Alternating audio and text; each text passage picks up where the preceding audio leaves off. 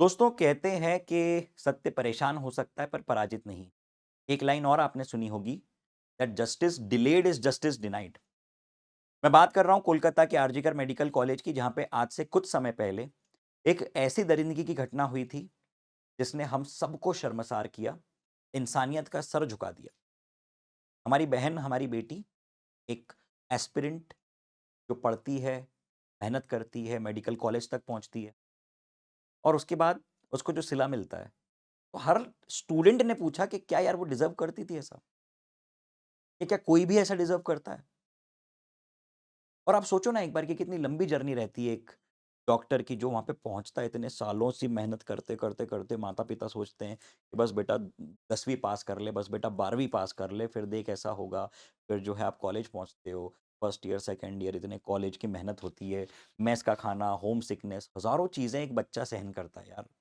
Irrespective of gender, हर लड़का, हर लड़की बहुत कुछ सैक्रिफाइसेस करता है। ये सोच के कि एक दिन मैं अपने परिवार के साथ अच्छा जीवन जीऊँगा और उसको ये नतीजा मिलता है। तो ये चीज़ एक्सेप्टेबल नहीं है, ये चीज़ डाइजेस्टेबल नहीं है और यहाँ चेंज होना चाहिए। सबसे पहले मैं आपको बताता हूँ कि क्या हुआ है। आरजीकर मेडिकल कॉलेज में जो कुछ भी हुआ, मैं उन बातों को दोहराऊँगा नहीं, क्योंकि we all know that what happened.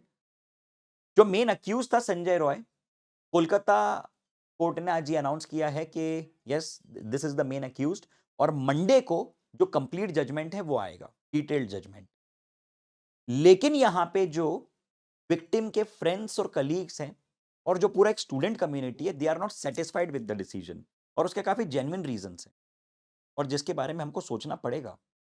अगर हम चाहते हैं कि हमारी बहनें, हमारी बेटियां, हमारे आने वाली जनरेशन्स एक सेफ एनवायरनमेंट में पढ़ें, तो हमको सबको सोचना पड़ेगा और हमें अवेयर करना पड़ेगा हमारे साथ के लोगों को, हमारे फ्रेंड्स को, हमारे जितने भी आपके लोग हैं आसपास के, इन सबको हमको एक बताना पड़ेगा कि यार see, this is something, this is the line.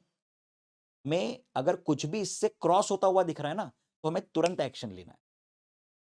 दो तीन सवाल जो सबसे महत्वपूर्ण है, जिसको लेके काफी सारे लोग सेटिस्फाइड नहीं हैं, वो ये है कि यार ऐसा कैसे संभव है कि एक इतने बड़े कॉलेज में, जहां पे हजारों डॉक्टर्स हैं, इतने सारे पेशेंट्स हैं, इतने सारे सिक्योरिटी गार्ड्स हैं, एक इंसान की इतनी हिम्मत हो जाती है कि वो आके इस तरह की घटना कर दे? How is it possible? क्या ये क्या ये हमारी अथॉरिटीज की रिस्पॉन्सिबिलिटी नहीं है कि वो इस तरह का एक इकोसिस्टम डेवलप करें कि अगर कोई दोबारा ऐसी चीज सोचे भी तो उसकी रूह कांप जाए? क्या अगर एक तालाब गंदा है तो सिर्फ उसमें एक मछली ही पूरी तरह रिस्पॉन्सिबल है? अरे हमें जड़ समझनी होगी कि वो मछली इतनी गंदी बनी क्यों, कैसे पॉसिबल हो पाया, कैसे किसी की इतनी हिम्मत हो सकती है? सेकेंडली, कि क्या ये घटना के बाद कोई सिग्निफिकेंट चेंज होगा या फिर वही हो हल्ला, फिर वही प्रोटेस्ट? कुछ समय के लिए हम लोग सोशल मीडिया पे शेयर करेंगे कुछ रील्स को, कुछ वीडियोस को, और उसके बाद फिर सारी चीजें ठंडे बस्ते में चली जाएंगी और भगवान ना करे कि दोबारा हमको ऐसा कुछ देखने को मिले। लेकिन फिर अगर ऐसा कुछ हुआ तो फिर वापस यही प्रोसेस दोहराएगी। इसके रिगार्डिंग हमने दो सिग्निफिकेंट स्टेप्स लिए हैं।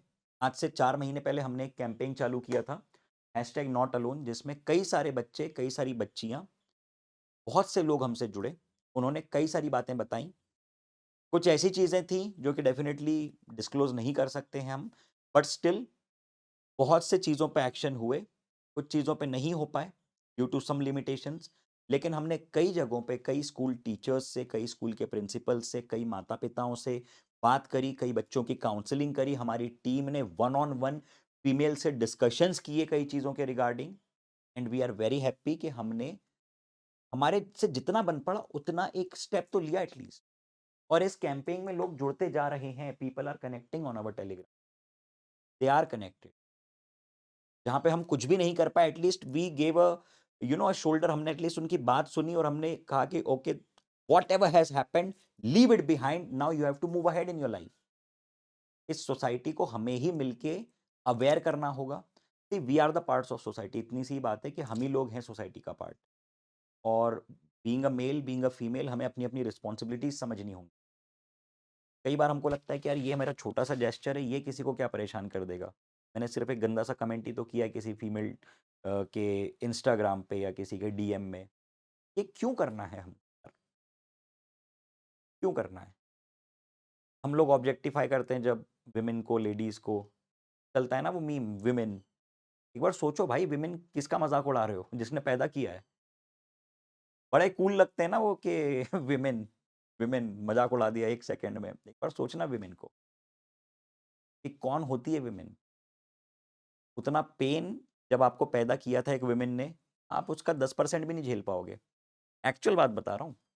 विमेन की जो सेंसिटिविटी होती है, आपको दूर-दराज में कहीं पे कुछ होगा ना, आपकी मम्मी को पता चल जाएगा। ये होती है विमेन, और इनका हम मज़ाक उड़ा देते हैं। सोचा करो इन बारे में यार। Think about it. इम्पोर्टेंट बातें हैं। तो ये सारी बातें आपके साथ शेयर कर दी, सारी चीज़ें यहाँ पे आपके लिए हैं। टेलीग्राम पे आप कनेक्ट करें। जितने भी मटीरियल्स, जितनी भी इम्पोर्टेंट चीज़ें होंगी, सब हम टेलीग्राम पे शेयर करते हैं। चलिए, तो 2 लाइन्स के साथ अलविदा लेता हूँ। मैं रोया परदेस में, मैं रोया परदेस में, भीगा माँ का प्यार। मैं रोया परदेस में, भीगा माँ का प्यार, दिल ने दिल से बात की, बिन चिट्ठी बिन तार। चलिए, जय हिंद, जय भारत। Thank you.